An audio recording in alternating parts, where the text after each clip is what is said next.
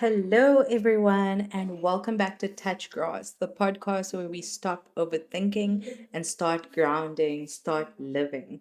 And today we're going to get into something that's been drilled into so many of us, especially growing up as a Moroccan slash colored woman slash Muslim colored woman, Cape Malay, growing up in certain communities where people always warn you to move in silence, in air quotes, because of the L’3ein, the bad eye.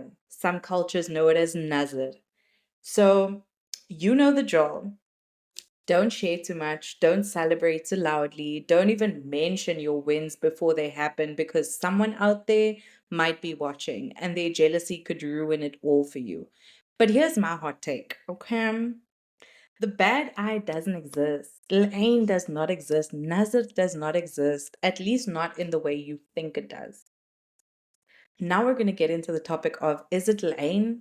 Is it the bad eye? Is it Nazar? Or is it just self doubt? And let's be real, how many times have you held back from sharing something because you were scared of the bad eye? You didn't post that good news, you kept quiet about an opportunity, you even downplayed your own success just to avoid unwanted attention. But ask yourself, was it really about L’3ein or the bad eye or Nazar? Or was it about fear? Fear of failure, fear of judgment, fear that if things don't work out, people will say, see, I told you so. We convince ourselves that external energy can block our blessings. And how crazy is that? Like external energies can block our blessings, but the truth is, it's usually us standing in our own way. Think about it. If you're so easily thrown off by someone else's negative energy, that means that deep down you weren't 100% sure of yourself to begin with. You weren't fully confident in what you believed in or what you were striving for. The real power isn't in what others believe, it's in what you believe in yourself. And here's the thing, because when it comes to these beliefs of ourselves, when it comes to limiting beliefs, and when it comes to things like imposter syndrome, it's usually things that have been drilled into us and instilled in us from a very young age that essentially calcifies into this little knot in your stomach. It just keeps growing and growing and growing over time, and there's so many layers to it, and it only becomes worse when we're adults because then it does actually stop us from going after the things that we want to go for, or from trying new things, or from putting ourselves in new spaces. And what I really wanted to touch on today was the fact that, like, a lot of these limiting beliefs were things that came from beliefs of our parents, or beliefs of our communities, or beliefs of our friends, or our families, like our aunts and uncles and grandparents. And it's not yours to hold on to anymore because you live in a different time, you live in a different age where things are more accessible than ever, opportunities are more accessible than ever, or even just going and walking your own path is more accessible than ever. So when those limiting beliefs really start to come in play is when we essentially hold on to them and we use them as excuses for not going after the things that we want to. And this is why I say it's not the bad eye, it's not nazar, it's not L’3ein, it's the fact that you within yourself don't feel fully confident. Your nervous system is dysregulated because of that calcified knot sitting in your stomach that fears rejection, that fears trying something new, that is constantly keeping you back. You are constantly in a state of imposter syndrome. So that is essentially when you should not speak on what you're doing, because what you're doing is um you are looking for external validation almost to tell you, because you must remember that the outside world is just a projection of your internal environment. So you're looking for that external validation to tell you that, like, it's not worth going after, and so you believe them because it's so easy to believe somebody else telling you that it's not going to work, or we don't do that. And so where we kind of get into the topic, because there's so many layers to this topic and I don't feel like I have enough time to unpack it, but maybe I'll do like a second episode about this. But essentially, I read something the other day that said, when they say you can't, what they mean is I can't. And have you ever noticed how people who have done big things never try to discourage others from doing the same? That's because they know it's possible. The only people who tell you that you can't are the ones who don't believe it's possible for themselves. When someone doubts your dreams, they're projecting their own limitations onto you. So the next time someone tells you, you won't make it, that's too hard, or people like us don't do that, pause and ask yourself, does this say more about me or about them? Because what they're really saying is, I can't do that. So I can't imagine you doing that either.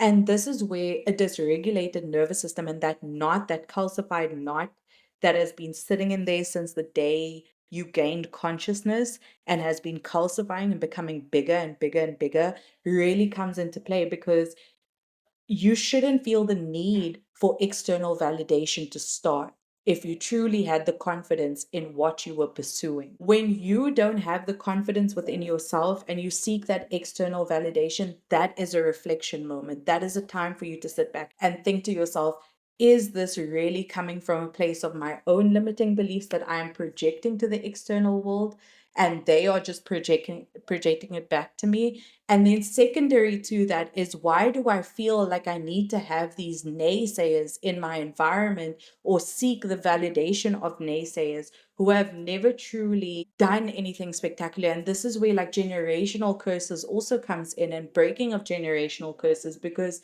you know within yourself that you have this dream for your life. You really want to do this. You want to pursue this because you know that that is your undeniable passion. That is your intuitive self telling you that this is what I want to do. This I know is going to be my success.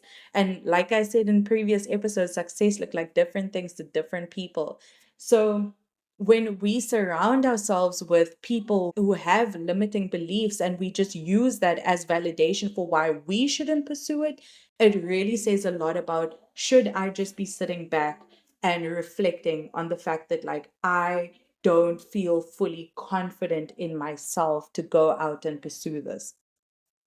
And this is where, the question of should I move in silence comes in. So now let's talk about the whole move in silence thing. Look, I get it. Not everyone needs to know your next move. Not everyone is rooting for you. And sometimes keeping things private can protect your peace. But let's be clear, moving in silence isn't about fear, it's about focus. There's a difference between keeping things private because you're scared of the bad eye, nazar, line, and keeping things private because you don't need outside noise distracting you. One comes from a place of fear, and the other comes from a place of confidence. When you just know that you need time to just regulate your nervous system, when you have already broken down the barriers of those limiting beliefs, when you have already let go of the imposter syndrome, when you are just operating from a place of focus, this is what I need. I just need 6 months. 6 months to get here, and from there I'll figure it out. But I'm not going to say anything for the sake of I don't feel fully confident yet. I'm also still just figuring it out. So understanding the difference between the one that comes from a place of fear and the one that comes from a place of focus, the one that you are fully focused on, I am going to make this happen. Until I make this happen, then only can I celebrate this, then only can I tell people about it, because by then my nervous system will be regulated. So the real flex is knowing that no matter what, no matter who's watching, no matter who doubts you, no matter what people say, you're going to win anyway. So learn to identify those two very different things, and understanding that like sometimes you project things into your external environment that just gets projected back to you. And is that the kind of environment that you want to be surrounded with on this path of pursuing what it is that your heart wants? And in closing, I just want to say, own your power. The bad eye doesn't stop you, your own doubt does. Other people's opinions don't define you. Your belief in yourself does. And if you're moving in silence, make sure it's not because you're scared, but because you're focused. At the end of the day, no one's eye, bad eye, nazar, line, is stronger than your work, your mindset, and your belief in yourself. So move smart, move boldly, and most importantly, just keep moving, keep evolving, keep changing, keep breaking the generational curses, keep going. Just make sure that you are living your life for yourself, living your life because you are following the guidance of your intuition, of your higher self, of God, of universe, of everything, every alchemical thing within your environment, you are being true to that. And in essence, I just want to close this off by saying that L’3ein does not exist. Identify where your self-limiting beliefs are, identify what your self-limiting beliefs are, identify where they came from. And this is the most important part, is identifying where they came from. Because let me tell you something. I always struggled with money all my life. And when I tell you that, I'll give you two examples, right? So the one is that my parents and my family always believed that we were healthy. We didn't need to go to doctors because we were healthy. And look, we weren't like, athletes or anything, even though we did sports and we stayed active and whatever the case may be, but it wasn't also consistent enough for us to constantly say that we were healthy. But we always believed that, even though we don't have money, we still have our health. And so we were all healthy, because like I said, you project into your external environment. What you believe with of yourself is what you have confidence in and feel so deeply rooted in.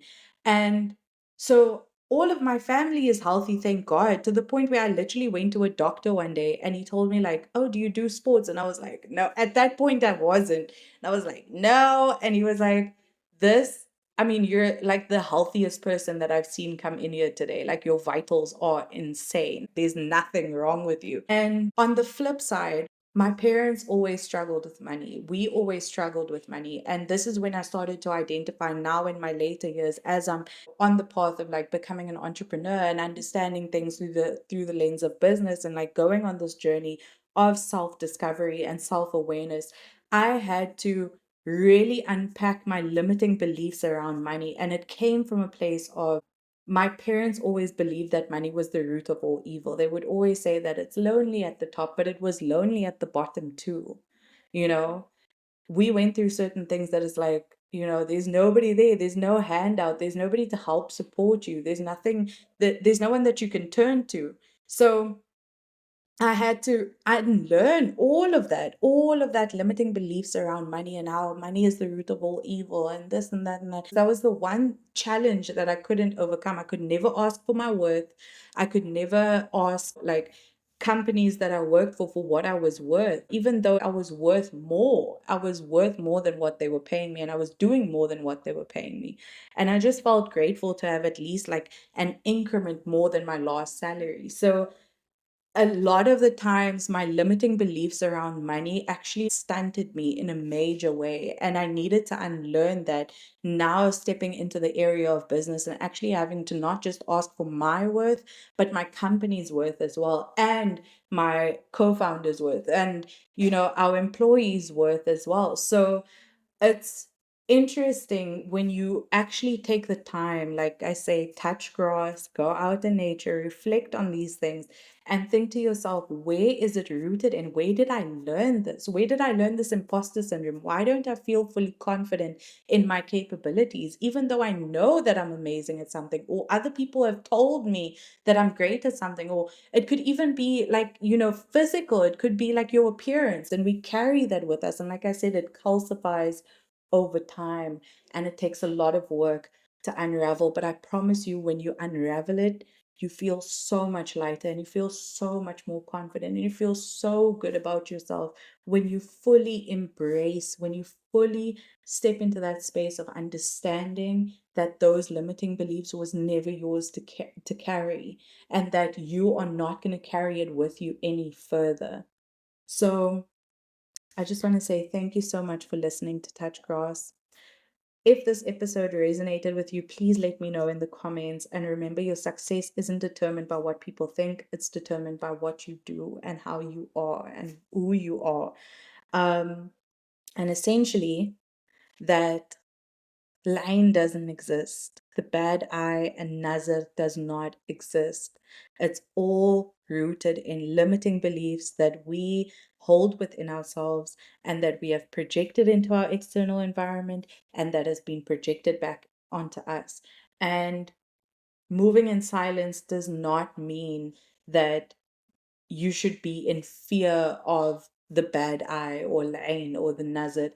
It's just moving in silence for focus, for that lack of negativity and that lack of naysaying into until you feel like your nervous system is fully regulated to share it with the world. And I hope that you celebrate your wins out loud. I hope that you celebrate everything that's going well in your life out loud, and your small wins and your big wins, because you know how much it took for you to get there.